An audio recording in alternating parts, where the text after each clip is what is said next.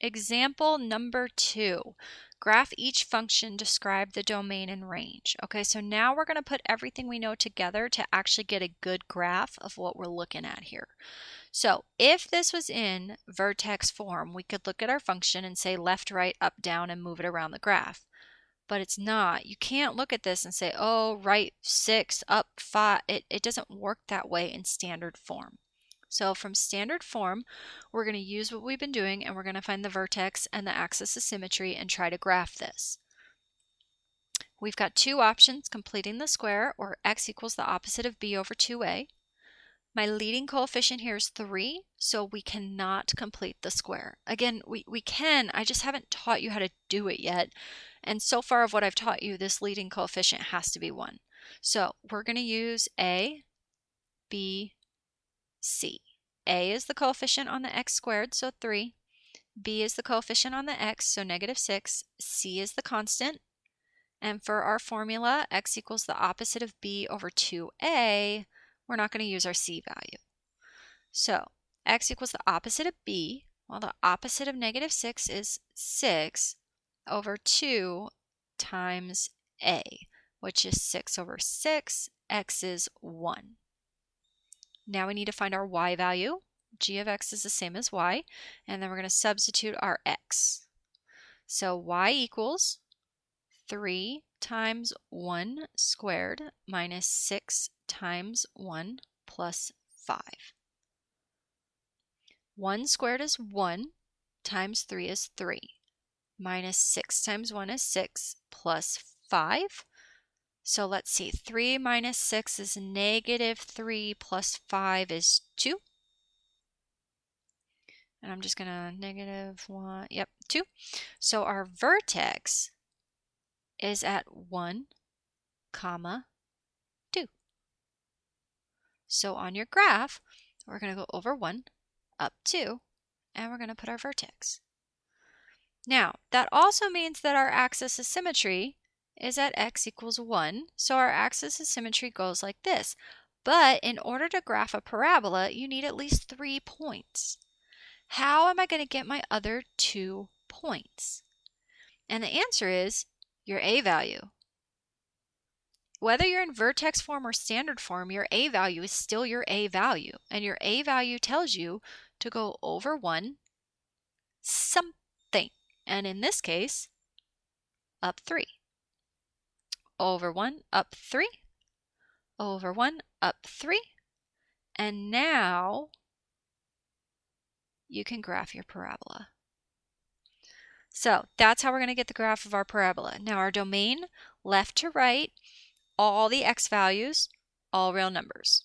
Okay, keep in mind those arrows, keep your graph going, all real values. Range, low to high.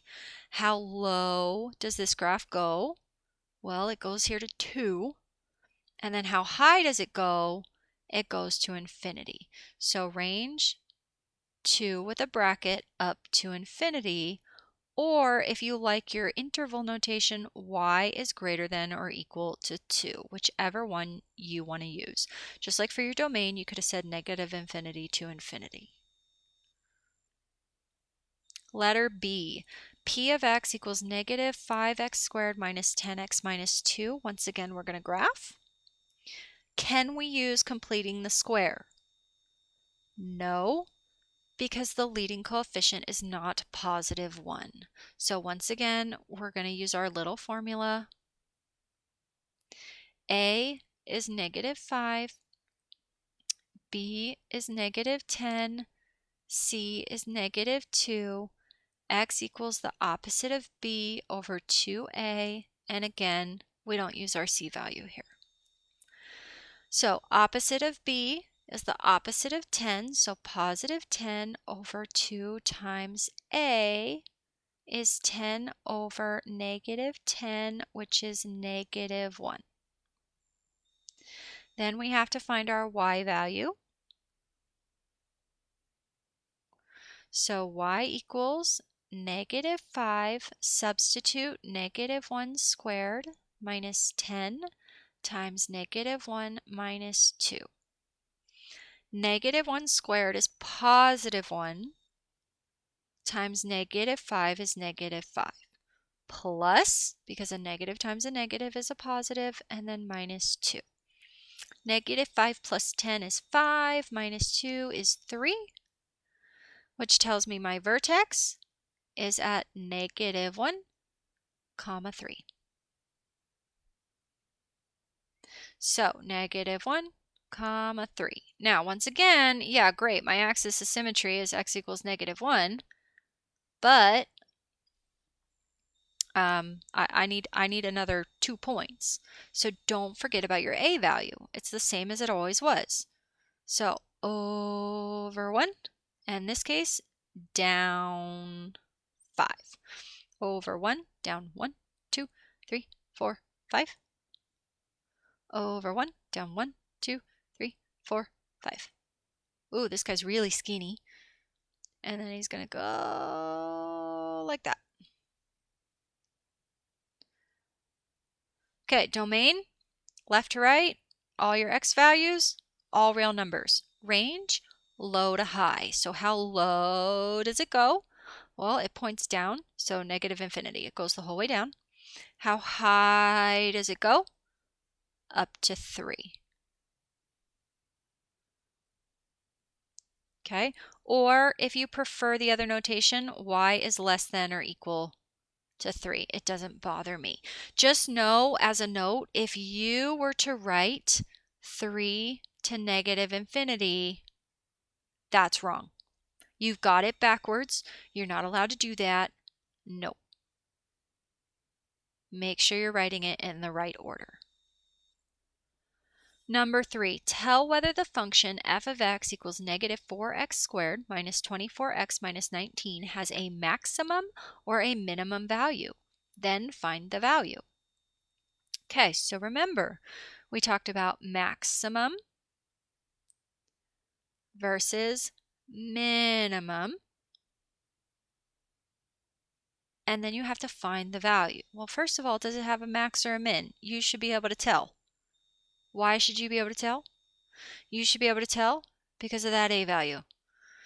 That a value is negative, which means once you find the vertex, you go over 1, down 4, which means is your parabola pointing up or is your parabola pointing down? It's this one, which means it has a maximum. So the question becomes, well, what is that maximum value? So we have to find it, which means find vertex. We have 2 options. We could complete the square. We could use the opposite of b over 2a. Which one do we have to use here? We have to use the opposite of b over 2a because our a value is not positive 1. So a, negative 4. B, negative 24. C, negative 19. But we're not going to use it right now. X equals the opposite of b over 2a. So the opposite of b is going to be positive 24 over 2 times negative 4, which is 24 over negative 8, which is negative 3. Then we substitute that back in, just like we've always done. Y equals negative 4. Substitute negative 3 squared minus 24 times negative 3 minus 19. And I am probably going to need a calculator for this, but let's see. Y equals negative 4 times negative 3 squared, which is 9, minus 24 times negative 3. So this is where I'm going to grab my calculator, and I'm going to take 24 times 3, which is 72. So this is positive 72 minus 19.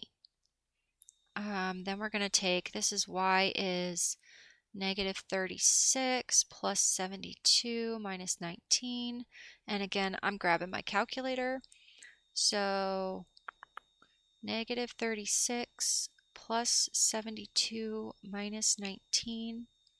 I'm going to say 17. So your vertex you just found was at negative 3, 17. Now, the question here was not, where's the vertex? It's find the maximum value. So is the maximum value negative 3 or is the maximum value 17? So think about your graph. If your graph is doing this, and your vertex is at -3, 17, here's your vertex, that maximum value is actually the y value. That's what I'm looking for. I'm not looking for the whole vertex. I'm just looking for that particular value. So that value is 17. And you could write it as 17 ... max. You could write it as y equals 17, but just report 17 as the maximum value.